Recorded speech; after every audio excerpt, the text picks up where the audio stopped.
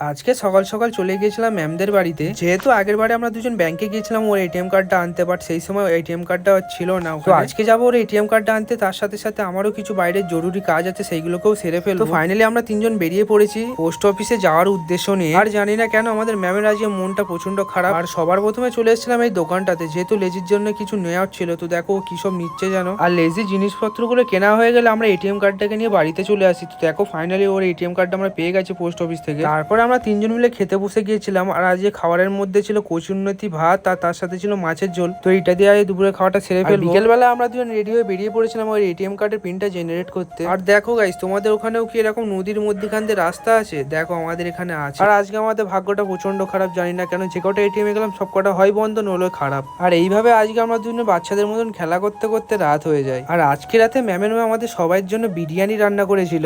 তো তাই আর দেরি না করে রাতের খাওয়াটা সেরে ফেললাম ম্যামদের বাড়িতে।